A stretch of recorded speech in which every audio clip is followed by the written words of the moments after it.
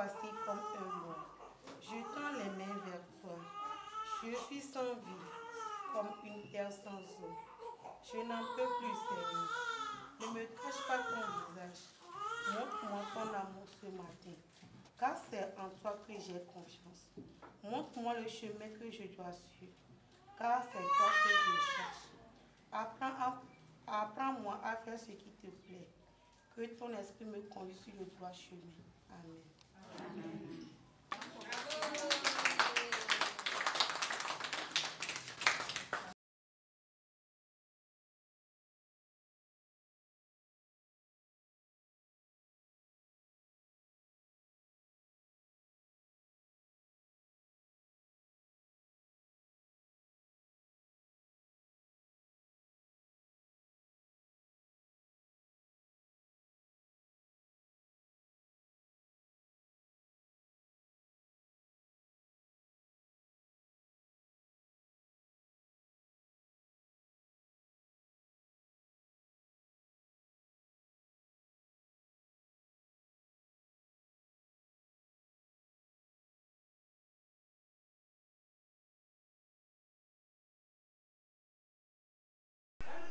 Écoutez, je viens régulièrement depuis 1 an et demi.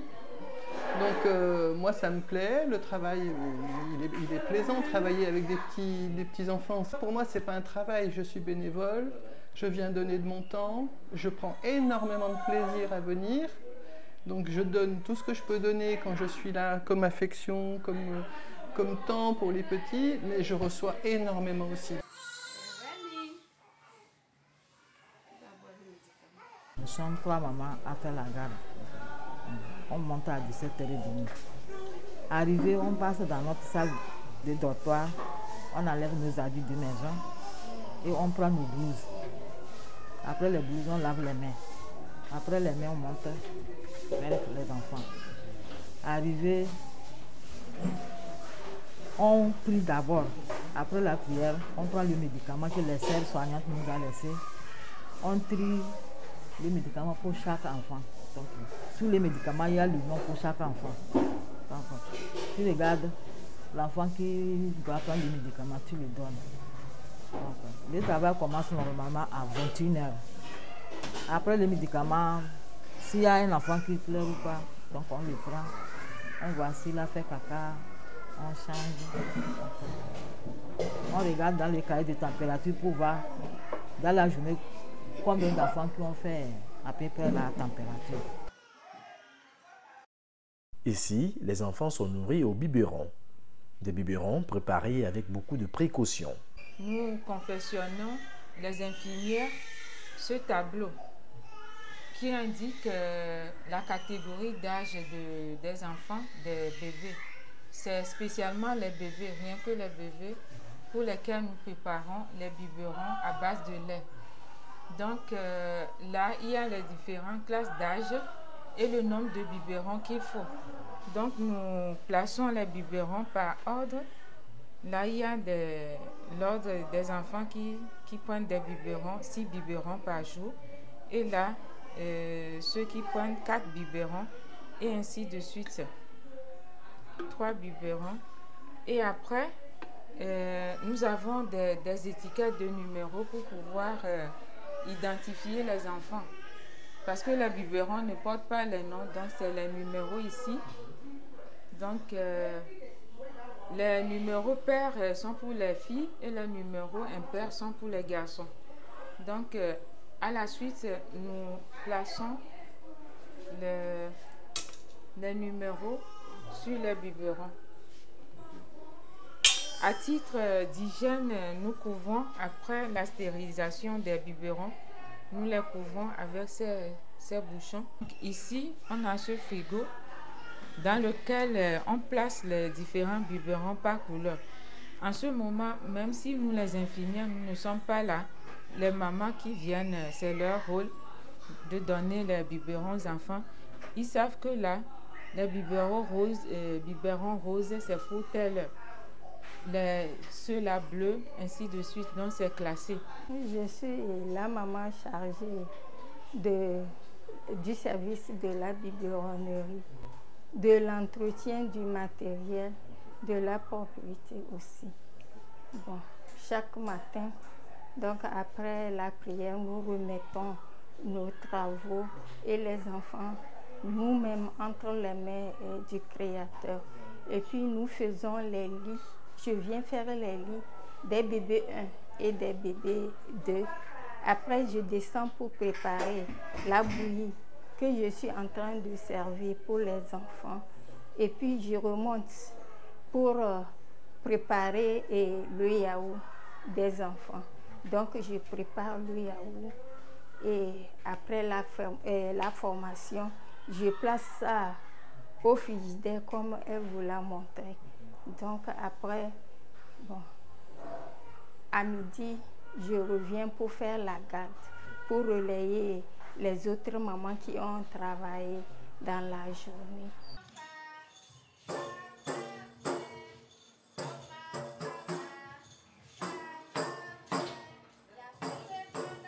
La pouponnière Sainte-Claire a été créée le 28 décembre 1959 à l'initiative des Sœurs de Saint-François d'Assise avec un but bien précis. Il faut reconnaître que cette mission s'est imposée à la congrégation. Pourquoi?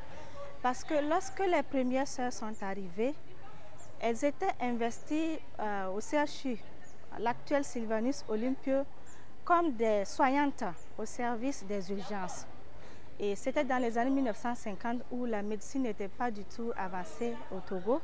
Et elles s'étaient confrontées à cette situation des femmes qui mouraient, voilà, beaucoup ensuite de couches.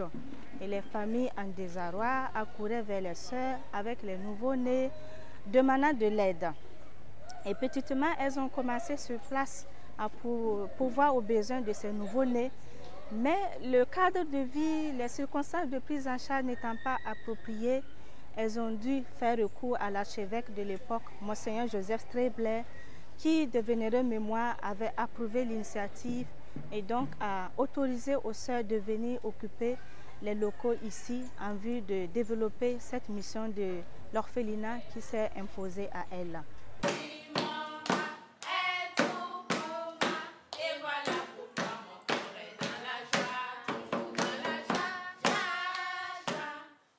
Elle prend cependant en charge une catégorie d'enfants qui répondent aux critères établis par l'institution.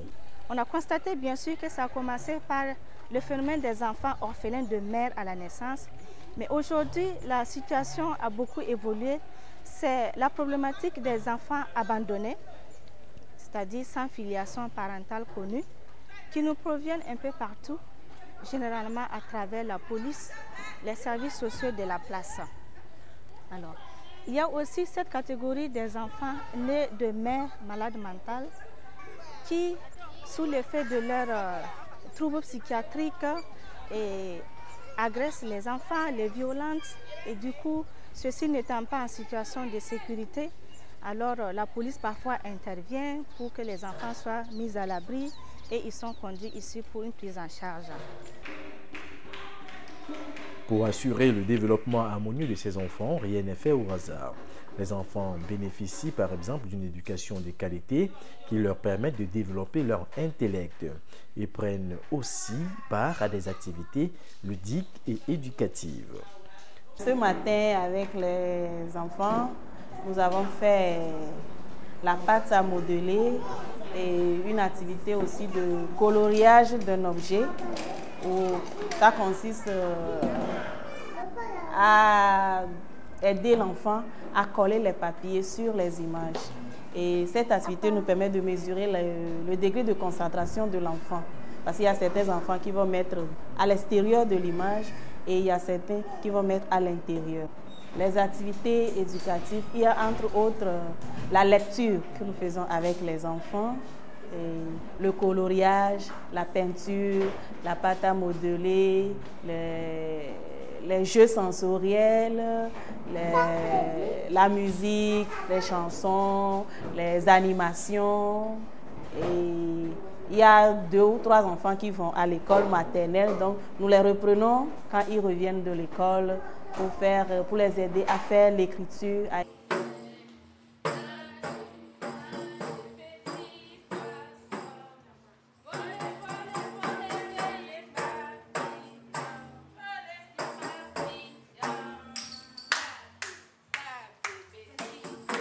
fait, ici, c'est bébé 2. On travaille auprès des enfants. Les enfants qui sont aussi, ils ont besoin de l'affection. Donc, on les donne cette affection d'amour. On fait beaucoup de choses, quoi. Le matin arrivé, on fait la prière avant de commencer le travail. Donc, on fait les sorties dans le lit. On prend la température avant de se doucher. Après ça, on vient ici pour s'amuser avec les enfants. À 9h30, on mange. Donc, si on a fini de manger encore, on les change. Cette section dénommée Bébé 2 regroupe les enfants qui ont l'âge d'être stimulés vraiment à la croissance. Et normalement, ils sont de 9 à 11 mois. Voilà, donc on essaie de les stimuler pour qu'ils puissent acquérir déjà la marche. C'est ici qu'ils apprennent à faire les 4 pattes. Voilà, donc c'est l'âge de la stimulation qui permet aux enfants d'acquérir vraiment la croissance.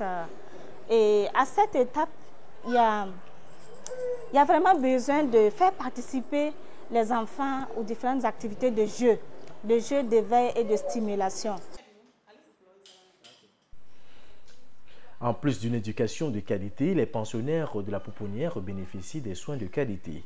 Ils sont auscultés au quotidien par le personnel soignant qui veille au gré. Nous assumons les soins pour les enfants malades à la pouponnière. C'est spécialement ça, être présent pour répondre aux cas de maladie des enfants.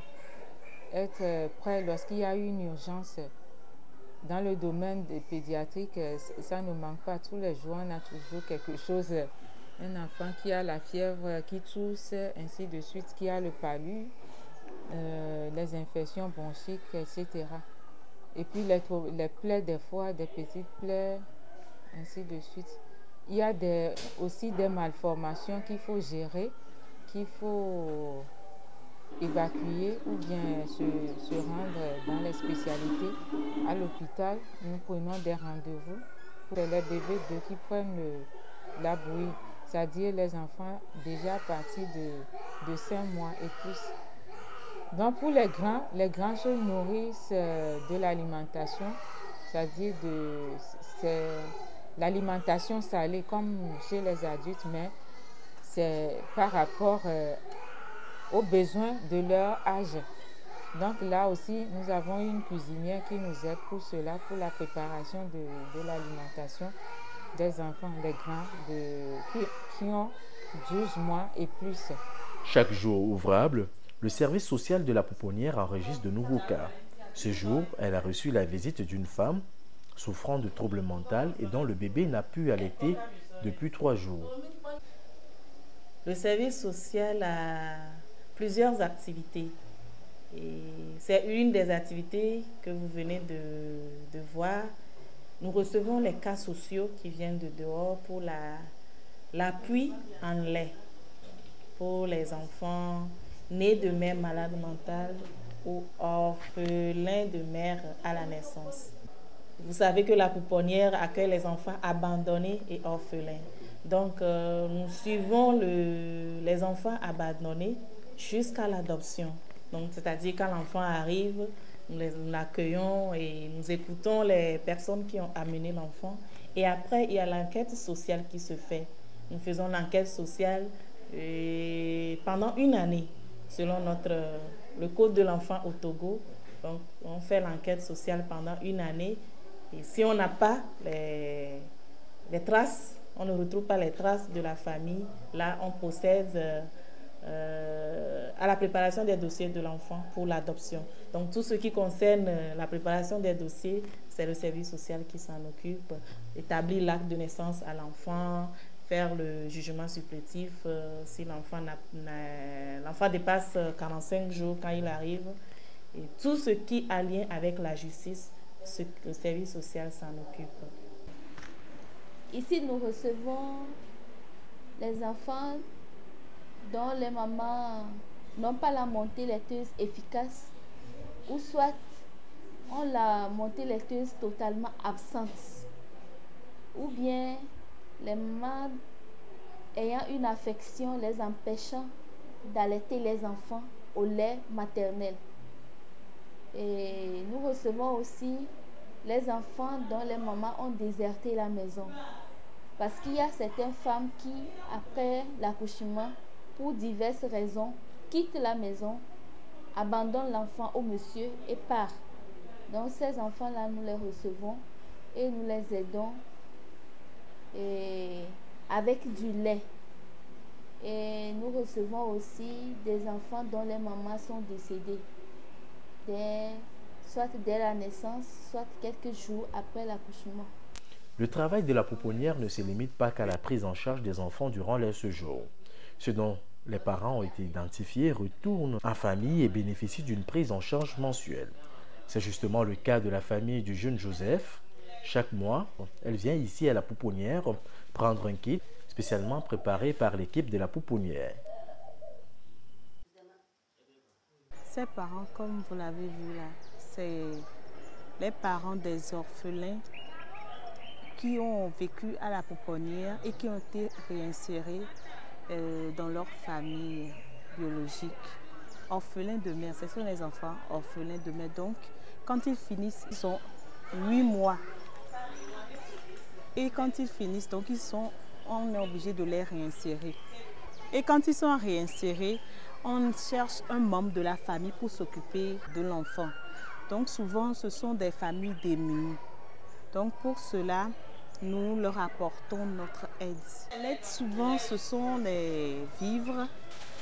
Il y a sur le plan de la santé, s'ils sont malades aussi, on prend en charge, on les prend en charge aussi.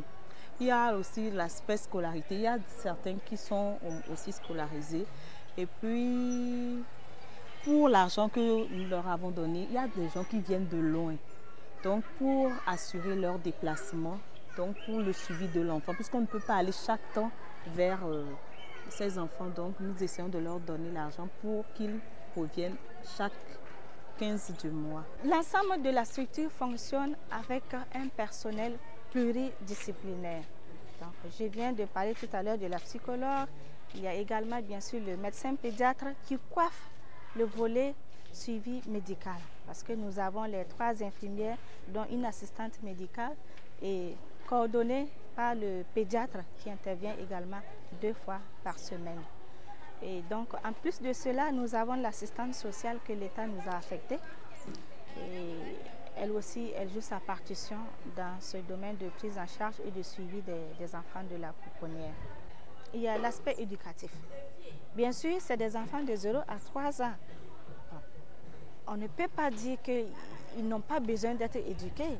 C'est à cet âge-là qu'ils sont d'une certaine manière stimulés pour acquérir un certain éveil de croissance, mais aussi cognitif en vue de préparer l'étape préscolaire. Pour remplir convenablement sa mission, la pouponnière Sainte-Claire s'est dotée de plusieurs services. Parmi ces services, on note premièrement la buanderie. Chaque jour, plusieurs quantités de linge sale sont lavées ici, tout en respectant certaines normes hygiéniques. Les couches viennent en 2 sortes. Il y a les couches à urine et les couches à caca.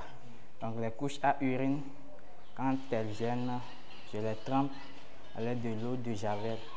Et aussitôt les couches à caca, je les trempe aussi avec l'eau de javel suivie de Dettol. Bien câblé, puisque les couches à caca, ça contient des odeurs. Donc il faut bien ajuster, bien tremper avec l'eau de javel bien mouillée dans l'eau. Et puis nous utilisons plus pratiquement 8 bidons de 30 litres d'eau de javel par semaine, qui fait 32 bidons de 30 litres d'eau de javel par mois. Donc les Dettol aussi, je gagne 21 Dettol pour la semaine, qui fait que j'utilise 3 boîtes par jour pour éviter les odeurs qui vont se manifester dans la salle.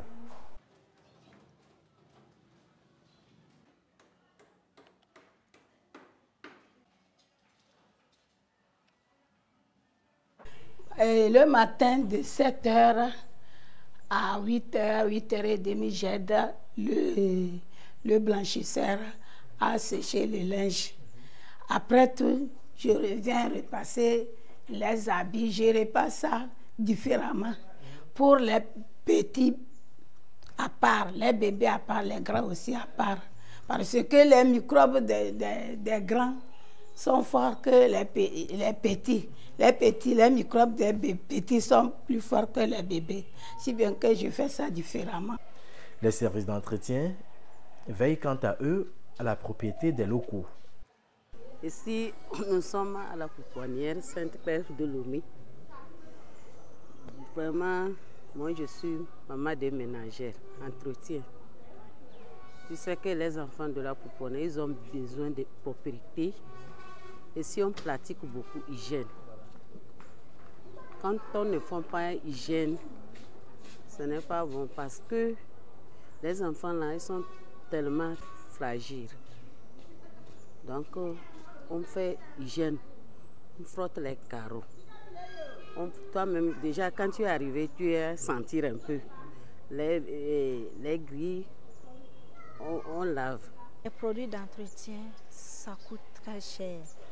Mais vous comprenez, une maison d'enfants comme celle-là, sans cet entretien rigoureux, avec tous les produits d'hygiène conséquents, les enfants auront toujours des problèmes d'abcès, des problèmes d'infection de la peau, etc. Et ça se contamine facilement. D'où vraiment cette rigueur, voilà, qui nécessite aussi d'énormes investissements. Et les couches des enfants. Nous avons bien sûr les couches jetables, mais aussi les couches lavables. Nous privilégions les couches jetables pour les bébés 1 et les bébés 2. Mais voilà, le jetable permet aussi d'équilibrer un peu en fonction de nos capacités financières. Alors tout cela constitue des charges. Et bien sûr, vous avez vu que le linge se lave à la machine. Alors, nous avons chaque jour du linge à laver. Tout 24 heures sur 24, les machines se relaient. Et cela, ça du coup parce qu'il y a toute l'électricité qui coûte très cher au Togo. Mais il le faut pour une meilleure prise en charge de nos enfants. Alors, à tout cela s'ajoute l'indemnité du personnel. Les sœurs qui y travaillent ne sont pas salariées parce que nous investissons dans la mission, parce que c'est notre mission, nous le faisons par vocation.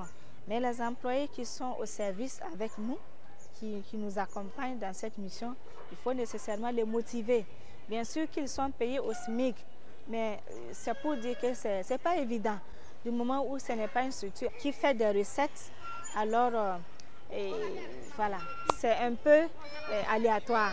Et donc parfois nous essayons de jongler pour honorer les charges courantes, c'est-à-dire l'eau, l'électricité, le téléphone, et puis les déplacements, l'achat des médicaments, l'achat du lait, parce qu'il y a le lait premier âge, deuxième âge, le lait prémat, mais aussi il y a le lait entier pour le yaourt et puis pour mettre dans la bouillie pour les enfants.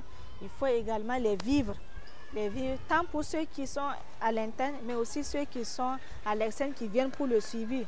Vous avez vu l'exemple avec le service social, un exemple concret. Ça, cet enfant était venu le mois passé dans un état vraiment déplorable parce que malnutri.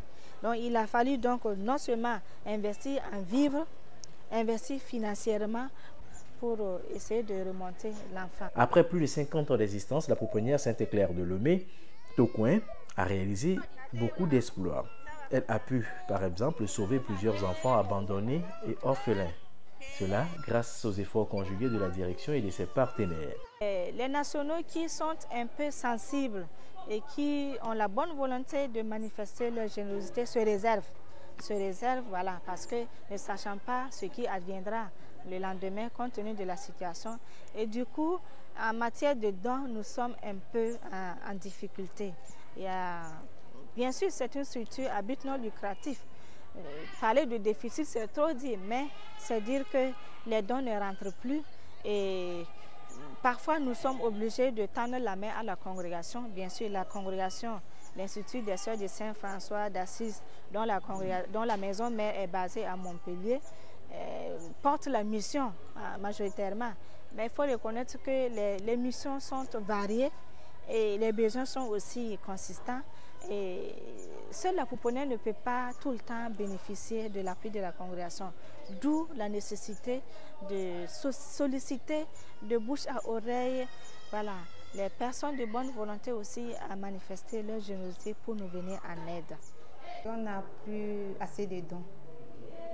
C'est à cause de la crise du pays. Et on dépense plus en produits d'entretien pour mieux faire l'entretien du lieu et puis entretenir les enfants pour éviter certaines maladies. Donc on dépense plus en droguerie.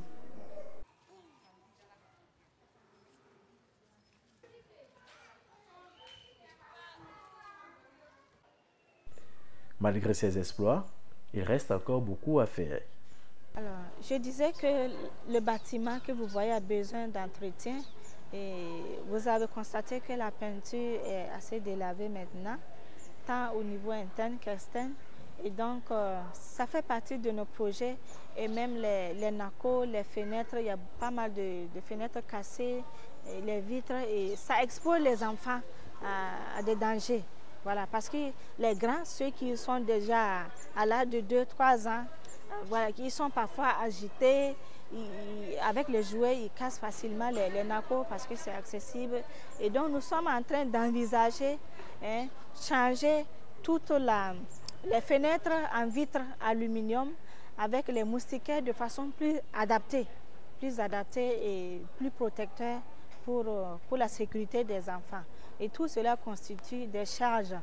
Bien sûr, il y a également le toit au niveau de la terrasse. La dalle aussi, il y a besoin de protéger avec l'étanchéité parce que, voilà, maintenant, en période de pluie, il y a beaucoup de fissures qui font que ça goutte. Il y a l'eau qui tombe et ce n'est pas du tout sécurisant. Il y a pas mal de ces travaux que nous avons envisagés. Voilà, si la générosité des uns et des autres nous permet de faire face aux défis.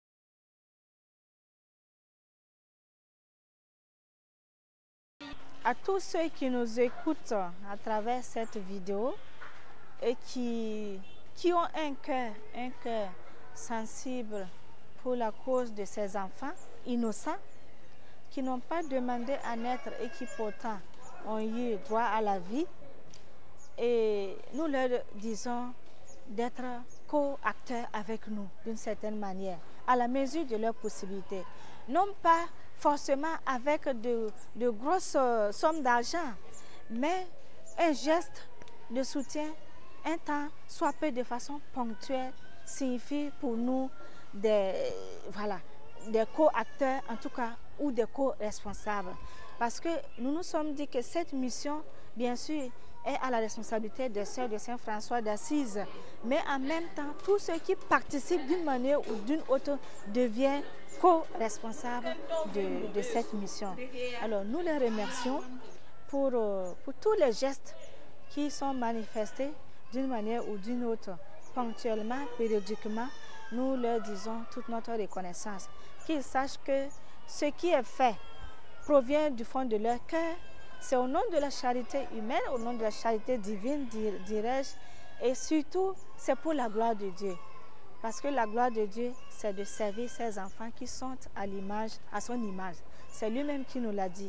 Tout ce que vous avez fait à l'un de ces plus petits d'entre mes frères, c'est à moi que vous l'avez fait. Donc, c'est cette parole que nous avons même affichée sur la carte de remerciement quand les gens nous font des dons. Le lait déjà à la maison pour un seul enfant pour le lait artificiel, c'est très coûteux ici. On a une dotation depuis d'un partenaire qui Mais malheureusement, on nous dit qu'à la fin de cette année, cet apport, ce don, ça va s'arrêter. Donc, nous sommes dans la providence de Dieu. Nous attendons toujours pour pouvoir avoir de ces dons. Même si ce n'est pas du lait, l'apport direct du lait, que ça puisse être en matière de financement, qu'on puisse nous-mêmes se l'approvisionner. Donc voilà pour le lait. Et puis pour la farine enrichie également, c'est fait à base du maïs, de l'arachide, du soja. Donc c'est des céréales qui demandent beaucoup de fonds aussi. Voilà. Et puis à part ça, l'alimentation salée aussi, c'est vraiment, c'est vraiment coûteux. Le riz, tout ce que nous utilisons, nous utilisons les matières de base des produits locaux. Donc l'igname pour préparer le foufou, l'haricot, le maïs, la pâte, les pommes de terre aussi pour leur faire la purée, tout ça, ça demande énormément d'investissement. Donc voilà à peu près. Je m'en vais à l'occasion remercier du fond du cœur, au nom de toute la pouponnière et des enfants, la paroisse Notre-Dame du Rosaire. Alors cette paroisse, depuis fort longtemps, a un cœur particulier orienté vers ses enfants. Pour la simple raison que Madame Yolande, que nous appelons gentiment et intimement Tata Yolande, qui intervient au niveau de cette paroisse, essaie de sensibiliser ses catéchumènes, dont les enfants du caté de cette paroisse Notre-Dame du Rosaire, chaque année essaie de mener des actions tant en période de Noël et de Pâques pour nous venir en aide. À plusieurs reprises, nous avons reçu de leurs dons pour pouvoir renouveler les moustiquaires et puis contribuer à l'achat des matelas et puis aussi des tenues de service des employés. La tenue actuelle que portent les employés, voilà, a été financée par cette œuvre des élèves de l'école de Charles de Foucault, mais aussi du caté, des élèves du caté, de cette paroisse Notre-Dame du Rosaire. Et puis bien sûr l'attention de tous les paroissiens de Notre-Dame du Rosaire. Vraiment, je tiens à les remercier. Le travail abattu par la pouponnière Sainte-Claire depuis sa création est impressionnant. Il a permis aux enfants dont elle a la charge, pour certains, de trouver une nouvelle famille par le biais de l'adoption et pour d'autres de regagner tout simplement leur famille d'origine. Pour que cette mission noble qui permet de redonner le sourire aux enfants puisse donc perdurer, il faudra donc la contribution des uns et des autres.